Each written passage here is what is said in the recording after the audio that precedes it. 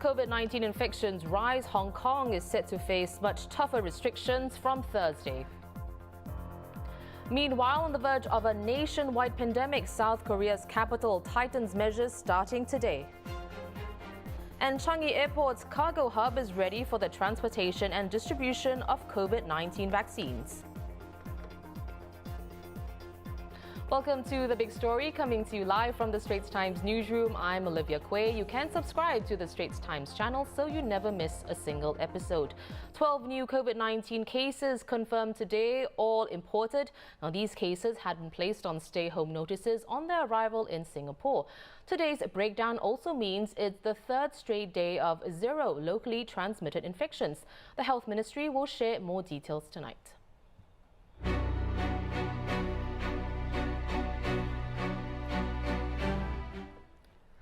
Well, as of yesterday, Hong Kong's 7-day moving average of unknown local cases hit 27.7. This is over 5 times the threshold that will prompt the restart of the travel bubble with Singapore. Tighter measures were announced for Hong Kong earlier today. From Thursday until December 23rd, the government will ban dining in at restaurants from 6 p.m., close gyms, sports centres and beauty parlours, as well as further expand the work-from-home arrangement for civil servants. As you can see from footage taken by our Hong Kong correspondent, streets were busy over the last few days in a sign that business continues as usual as Hong Kongers go about their daily routine. Meanwhile, South Korea's capital, Seoul, is under some of its strictest COVID-19 measures yet as it struggles to contain its largest wave of infections in 9 months.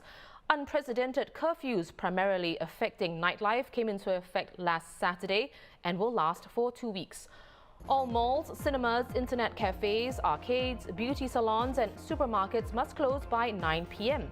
Only convenience stores smaller than 300 square meters can open at night. All public facilities run by the city are also shut. Buses also reduced their capacity by 30% after 9 p.m, while subways will do the same from today. And there are more measures from today, like gatherings of 50 or more people are prohibited, gyms and karaoke bars must close, religious services must be held online or by broadcast, and stricter attendance limits will be placed on school classes.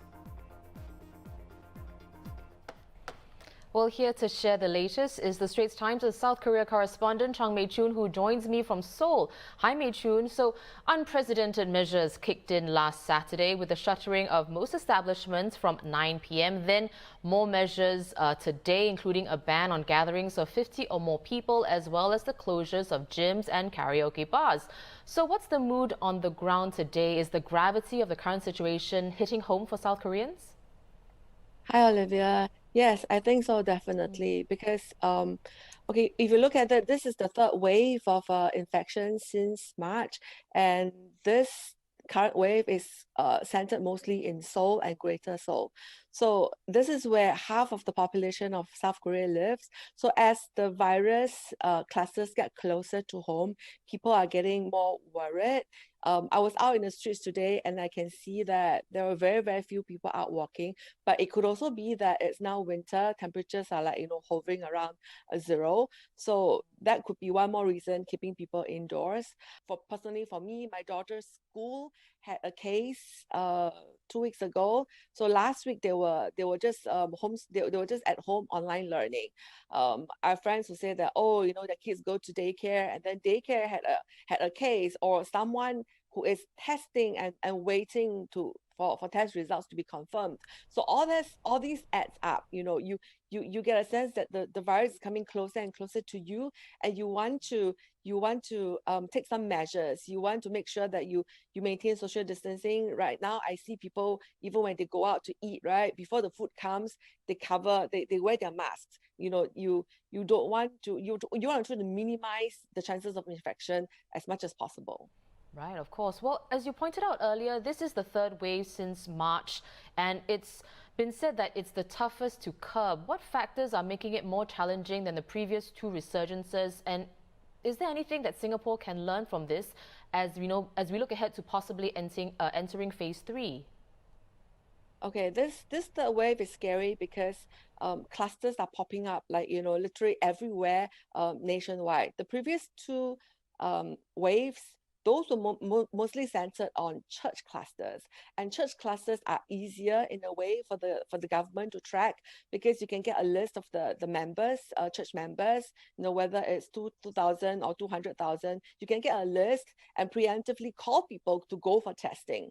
But right now, what we are seeing is the authorities are trying hard, having a hard time trying to catch up as the cases spread, very widely. So when cases like that happen, the government needs to send out more resources to try and do contact tracing.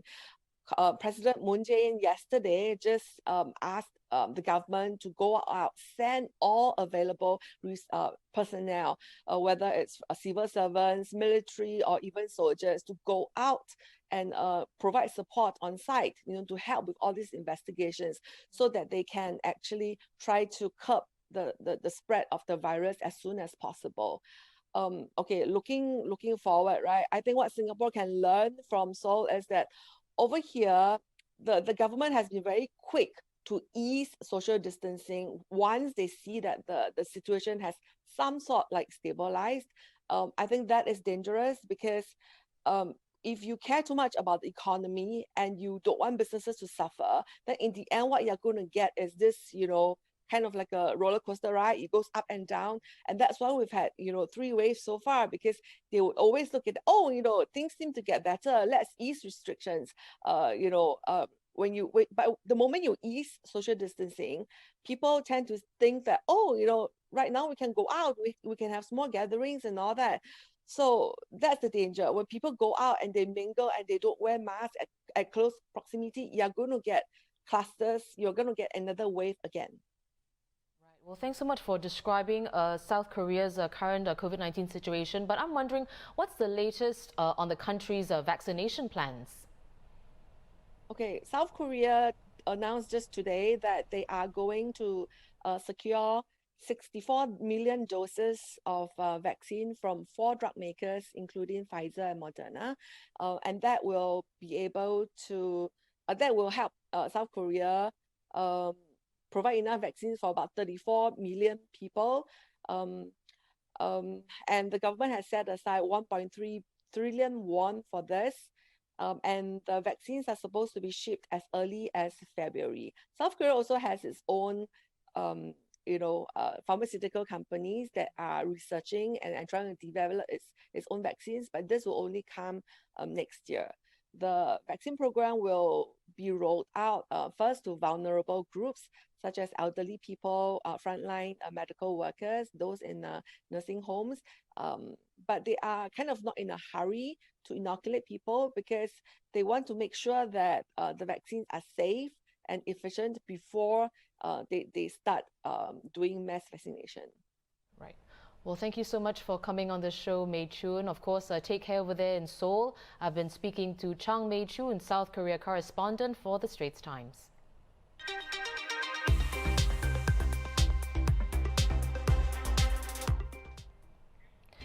Moving on to local news, from this Friday, December 11, 5 mosques will allow 250 worshippers each for every Friday prayer session. This will take the total number of weekly spaces available to around 19,300. At each mosque, there will be 5 zones for 50 worshippers each. Nanyang Technological University will be offering free COVID-19 testing for new and returning students staying in the university's halls. Using antigen rapid tests, testing will be conducted on weekdays between January 4th and the 15th. Well, meanwhile, the National University of Singapore officially launched a new college, housing 2 of its oldest faculties, Arts and Social Sciences and Science. The College of Humanities and Sciences will take in some 2,000 undergrads and will admit its first cohort in August 2021. Students will still graduate with a bachelor's honours degree in Arts, Social Sciences or Science within 4 years. But a key difference is that they'll have to take 13 common modules in areas that cut across different fields of study like design thinking, AI and scientific inquiry. Well, Singapore is gearing up to be the hub for the movement of COVID-19 vaccines in the region. A task force led by the Civil Aviation Authority of Singapore and CHANGI Airport Group said today that Singapore's air cargo hub is ready for the vaccine's transportation and distribution. The task force cited Singapore's robust air connectivity and cold chain capabilities as key reasons. Vaccine shipments are expected to be flown through Singapore from Europe to Southeast Asia and the Southwest Pacific once broader regulatory approval is secured. Well, some COVID-19 vaccines need to stay at low temperatures throughout the storage and distribution period. Multimedia journalist Renee Poe tracks this cold chain transportation process. The first batch of COVID-19 vaccines could arrive in Singapore very soon, as some vaccines require temperatures as low as -70 degrees Celsius. They need to be distributed in a series of transportation and storage links called a cold chain to ensure their viability. Here's a closer look at how the vaccines will be transported via this cold chain to reach the population. Once the vaccine shipment arrives from Changi Airport, ground handlers like Denata transfer it from the aircraft into these high-tech containers known as cool dollies. It features a closed temperature-controlled system, which can store cargo at temperatures ranging from -30 degrees Celsius to 25 degrees Celsius. The temperature can be remotely monitored as the dollies transport the vaccine shipment to Denata's cool chain facility, which can be up to 45 minutes away. An airside dock allows the vaccines to be moved inside without exposure to ambient temperatures. Inside the warehouse, different goods can be stored in separate zones at different temperatures, managed in real time by a web-based monitoring system. At each stage, checks are in place to ensure an unbroken cold chain. If there is a deviation, if a good comes off an aircraft and we realise that it's warmer than it should be, we will get it into the right temperature as soon as possible, and we would notify the shipper for further instructions. Sometimes that can be topping up dry ice, putting it into even colder temperatures than they have advised us to do so. There's quite a few recovery techniques we can use. Turnover for pharmaceuticals is typically very quick. The vaccine shipment spends less than 3 hours in the cool chain facility before they are picked up to go to the next stop, pharmaceutical distributors. One such company is Zulik Pharma. The arriving vaccine shipment is unloaded from a refrigerated truck and immediately moved to a cold room for storage. At 2 to 8 degrees Celsius, the cold room is specifically designed to maintain the efficacy of vaccines. Staff can use a temperature monitoring device to check the temperature of the shipment received. Once the vaccines are due to be shipped out, they are packed in boxes that can maintain storage temperatures as low as -25 degrees Celsius. Called the Easy Cooler, it comes with a thermal insulation layer that can store vaccines for up to 4 days. Several gel packs are placed in, the shipment is logged and is then ready to be sent to hospitals or clinics. Transporting the vaccines from the aircraft to its final destination takes time and a lot of precision and care. Yet, with these measures in place to maintain the viability of the vaccine, we have a good shot at ending the pandemic.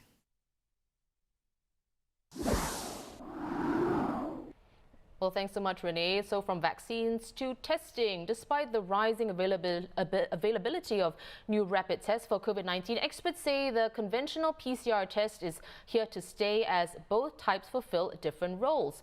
For the PCR test, a swab is inserted all the way to the back of each nostril.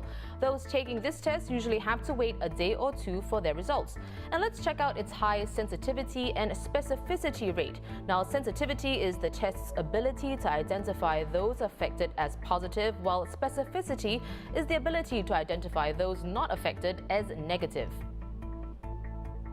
As for the antigen rapid test, it has a sensitivity rate of 82% lower than the PCR test. Now, this test is done by inserting a swab around 2.5 centimeters up each nostril, and results usually take only 15 to 30 minutes. Well, on October 29th, National University of Singapore spin-off Breathonics said it was in discussions with the Health Ministry to deploy breathalyzer-type tests in trials at public locations. With this one, a person simply breathes into a tube connected to a specialized machine. Results take even quicker, a minute or even less. The ART and breathalyzer type tests are less accurate than a PCR one, which has been described as the gold standard of COVID-19 detection. So with many COVID-19 tests currently being used, perhaps it's worth to recap what each test is for. So joining me now is Professor Dale Fisher from the Yong Loo School of Medicine. He's also a senior consultant at the National University Hospital. Welcome back, Professor. So the PCR test, the antigen rapid test and the breath test, could you briefly describe what each is best used for? Sure, Olivia. Thanks for having me back. The main test is the PCR, right? So this is a polymerase chain reaction. It can identify bits of genetic material from the virus and it amplifies that up. So it's very sensitive. In fact, it's our gold standard. It's sensitive and specific. So these are other words for saying it's accurate. In general, if it's positive, then you can believe it's positive, and in general, if it's negative, you can believe it's negative. So that's the PCR. The antigen, it's got some strengths and weaknesses. It doesn't amplify, it just detects the antigen. So therefore it's going to be less sensitive. Some say around 80% sensitive. So that's quite good, but if it's very important to detect everyone that's positive, then obviously 80% might not be good enough for you. But it has some advantages. It doesn't require a lab. So in remoter parts of the world or underdeveloped countries where they may not be able to do a PCR, they can do this. It's also point of care. So this is why some people are doing it at airports and things like that, because it's been likened to a pregnancy test, and you don't need the laboratory. You don't need the skilled staff to be trained. So they're the main two diagnostic tests. You did mention breathalyzer. So this is, I must say I don't know much about this. I haven't seen any data or publications, but it's certainly been looked at in Singapore, I think in an experimental sense. The plan is that you could just blow. The test will pick up what's called volatile organic compounds, and the result is in less than a minute. So it's exactly like doing an alcohol breathalyzer, where there are compounds that it can pick up and it can tell you and perhaps even quantify whether you've got virus. But I'm afraid it's not being used now. I don't know the sensitivity and specificity, but it'd be a dream test if it was very sensitive and specific and so easy that anyone could do it and you get a result in less than a minute. That's like the holy grail, I guess. I see. Well, Professor, of course, accuracy and speed, those are the two main criteria, perhaps, that a COVID-19 test should have. So as companies develop their own tests, what considerations do the authorities bear in mind in the proliferation of such tests in the market? We want it to be easy. We want it to be reliable. We want it to be something we can depend upon. We'd like it to be cheap. But most importantly, I think remember that it's not just one thing. It's what you do with the test result. So here's a bad scenario. You go and have your test. It comes back positive. You don't find out for a few days, so you've already been not isolating. And then if you don't quarantine yourself anyway, then you could say, well, the whole testing process is flawed. So it needs to be part of a system of good result giving, getting those results back to the person, good instruction and enforcement of that instruction to make sure that people that are positive are truly isolated. So don't just think about testing as the key. It's one of several tools that we can use to fight against COVID. We just heard earlier today that the CHANGI Air Cargo Hub is ready to distribute, the COVID-19 vaccine when it reaches Singapore. So when that happens, what percentage of the population needs to be vaccinated in order to achieve herd immunity, Professor? Well, herd immunity, rather than thinking about how many people are vaccinated, it's better to think about how many people are immune. Now we're talking about 90-95% success rate. So if we want if we want 70% of the community to be immune and it's say 90% effective, then clearly we need 80% to be vaccinated.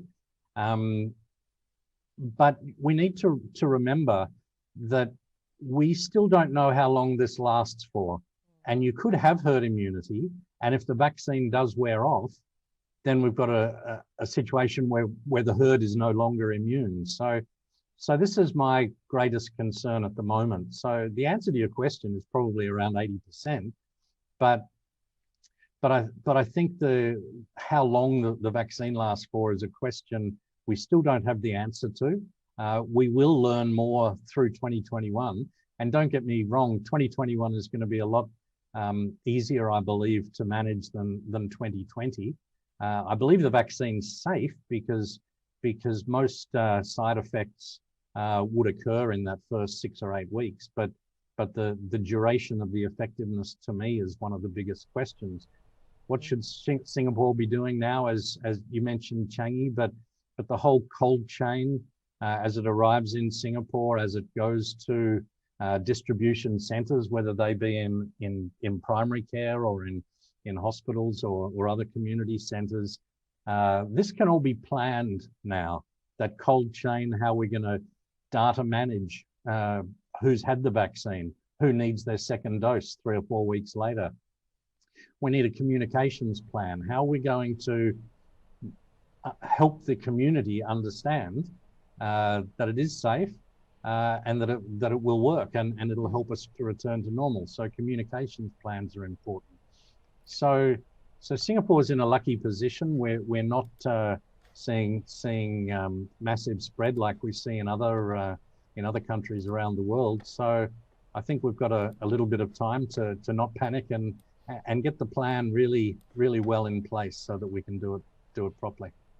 Right. Well, thank you so much for taking time to speak with me, Professor. That was Professor Dale Fisher from the Yong Loo Lin School of Medicine at NUS.